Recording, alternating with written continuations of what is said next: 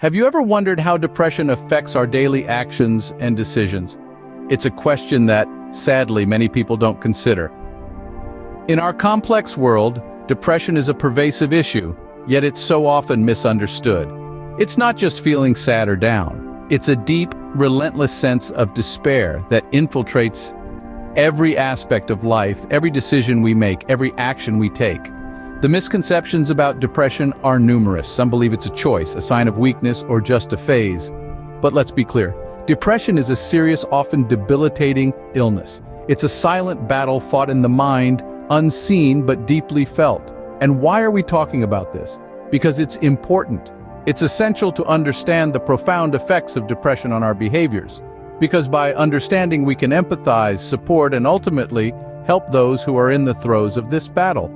So, without further ado, let's dive into the 10 things depression makes us do. Depression often compels us to isolate ourselves and procrastinate. As we delve into this shadowy realm, let's uncover the first 2 signposts: isolation and procrastination. Depression is like a dark cloud that hovers, often pushing us into an invisible corner. We may find ourselves pulling away from friends, family, and social activities we once enjoyed. This isolation, however, isn't a chosen solitude. It's a feeling of being misunderstood, of being an outsider, even among familiar faces. Now let's turn to procrastination, a close companion of isolation. Depression can make the simplest tasks feel like colossal challenges. Cleaning a room, answering emails, or even making a meal can seem insurmountable. We find ourselves constantly delaying tasks, stuck in a cycle of "I'll do it tomorrow." But tomorrow often stretches into days, weeks, and sometimes months. These 2 behaviors, isolation and procrastination, are not signs of laziness or antisocial tendencies. They are cries for understanding, for a hand reaching out in the darkness. But that's not all. There's more to the story. Depression can cause us to neglect our health and overthink. The darkness of depression often obscures the importance of maintaining our physical health. The joy of nourishing our bodies with healthy food, engaging in regular exercise, or getting adequate sleep may seem distant and unattainable. It's as though we're in a foggy maze, unable to find the path to self-care. Then there's the overthinking. Depression can turn our minds into a whirlwind of negative thoughts, spinning faster and faster with each passing moment. We may find ourselves analyzing and reanalyzing past events, worrying about the future, or questioning our worth and abilities. It's like being stuck in quicksand. The more we struggle, the deeper we sink. Depression has a way of distorting reality, making mountains out of molehills and painting the world in shades of black and gray.